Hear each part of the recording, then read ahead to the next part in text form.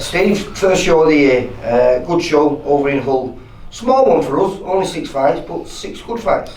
Yeah, do you know what? I was pleased with it. I was disappointed at the start because what I've said to myself this year, we're going to try at least an area title as top in the bill, and then some good fights underneath it. Now we lost Zishin Khan v Brian Phillips for the central area with just like a couple of weeks to go. Zishin was happy for Brian to fight someone and to fight the winner, but you know, you've not got much of an area with the central area, and you've only got like a few people at lightweights at 9 stone, so we couldn't really get that done, unfortunately. So we kept Brian on the card, and we went with six rounders, which turned out to be a decent show, as you say. Well, we'll start with the first fight, which was our new addition, Hussain, who he's still the current Central Area Featherweight champion, isn't he? No, he's not, because he vacated that, because I got in touch with them to make a fight for Zishin v him, right, being the champion, but he'd said that he was going down to super bantamweight. He'd been out for a while as well and didn't want to do a 10 rounder, so he agreed to vacate that and do a 6 rounder on the show, so that's what happened. He fought local boy Luke Flash, and he did. It was, you know, it was a good fight. He's got all the moves on it. I don't think he's a puncher, and I'm sure he'll admit that himself, but it'll be a hard night work for most fighters. His first fight back in a bit, and he looked decent. Yeah. And then we got the exciting Jack Daniel, who fought. Who did he fight? Fought Sean Davis, who's always Stepple. handful, and he come to have a go, and the ref give it 58-57, but I didn't see it as close as that. No, There were some competitive rounds, but I thought the majority and the quality of Jack was more than enough to be winning them. But what I will say with Jack is, you know, the quality did come through, and he picked some lovely body shots, uppercuts, and obviously we all know he's got a great jab, ABA champion, you know, well schooled, but he didn't really do enough, you know. His gears, you know, he went pop, pop, pop, and then stopped and waited back, you know. So eventually, when he starts going through the gears, there's going to be some fight in him. Definitely. And then the kid we was talking about before, Brian Phillips, could have been a bit of an anticlimax for him, and he could have underperformed. But he fought a kid who was a local lad to him in one of our fights, Ricky Starkey, who beat him twice in the amateurs. Yeah, I didn't know that. When I made the fight, I was dead surprised when I got a text off Ricky saying I'm going to do the trilogy and make it 3-0, and I texted him, so what are you on about? He went, I beat him twice in the amateurs, but you know, amateurs and pros are different, and to be honest with you, he jumped in last minute and he had 2 days notice and 6 rounds. For the first 4 he was doing okay. I think at the end of the 4th he got caught with a couple of head shots, and he was trying to just survive 5 and 6, and you know, he just got a bit too much for him. So yeah. all props to Brian Phillips, as you say. I was impressed because Brian, you could see that he trained for a 10 round because his fitness was quite phenomenal. He didn't leave Ricky alone. And normally Ricky can mess anyone around, can't he, and cause an upset, you know what I mean, and make it hard work for you, but I don't think it was too hard for No, it was a comfortable win for him, but as I say, Ricky for the first couple of rounds just cleaned his act up. There was no holding or anything like that, was there? And it was a nice fight to watch. He was just later on when he'd been hurt and he was tired that he got scrappy, and he was just trying to get through, wasn't he? And unfortunately he didn't. I think it was about 30 seconds left of the fight. I don't know, but he dived into the ropes a few times by then. I actually thought it was a disqualification, but Passo said to me it was definitely a TKO, but I don't know how it was. But I was saying it was a bit harsh because he'd never even warned him, had he? But he wouldn't have been wrong to took a point off him beforehand. But just one of those things now, and it's over and done with. And then we had Sylvester getting his second stoppage and looking really good doing it. Probably the best performance of the night, really. That, you know, that Telus was never going to beat him, but he normally goes the rounds, and you know, he'd been rounds with Zelfa Barrett once, and Zelfa rematched him and stopped him over. No, that was a different one. That was a different Telus. Is it a different Telus? Yeah. Right. Edwin Telus. Oh right, I've got him confused. Johnson Telus. They look a bit similar anyway. Right.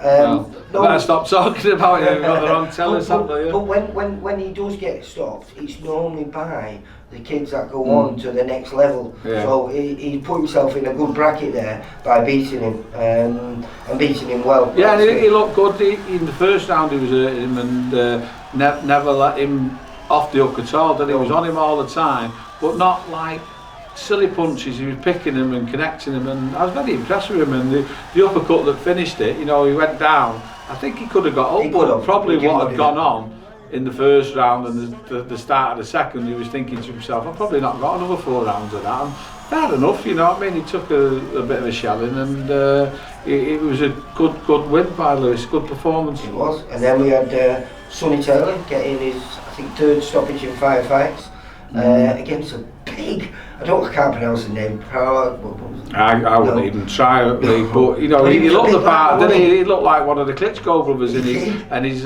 red shorts with all his logo sponsors on it there. I thought to myself, oh, I hope we've not got this one wrong. And no, he was a decent enough kid, but Sonny had too much for him. And what I liked about Sonny's performance was that it was his first 6 rounder, and he slowed down because in the past he's come out trying to knock him out from the first, second, and this time it made me look like he laboured a little bit, but he wasn't. He was taking his time, and then come the 4th and 5th, he started up in the gears that we mentioned about before, and he ended up just too much for him, and great double body shot that finished him, left and right to the body, fantastic, yeah. Yeah, no, I was impressed with him because, as you said before, he paced the fight, but each round he stepped the pace up a little bit.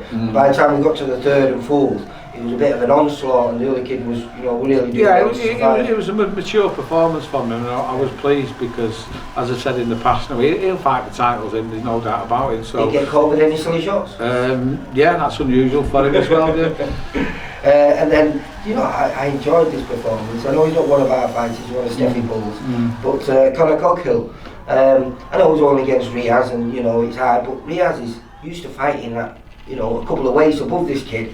And yeah, it was a difficult one for Connor. As you say, he's not one of ours, but you know, we treat him as one of ours because he's selling so many tickets, isn't he? And you know, he got Ebral Riaz probably with 3 or 4 days because they've been struggling to match him at the 9 stone, which is what he can do. And it must be difficult going to a fight where you know you're fighting someone who welterweights can't stop. So he knew that he was going to get 6 hours round like that and get some experience. And I said to him afterwards, you know, don't be disappointed by that because you looked okay. You was never going to get him out of there. And those 6 rounds will give you some experience for when you do go into fights with kids, and it'll help you in the future. That, and I think he's took the positives out of it, and as you say, he did look smooth, didn't he? And he worked very well, but it must be tough when you're punching someone with everything you got and they're not moving. But listen, it's a good learning fight for him, and it finished the show quite well, and we started off talking about it. Ended up not a bad show, and the people from Hull come out and supported him again. Yeah, no, I enjoyed it. So our next one, 14th of March.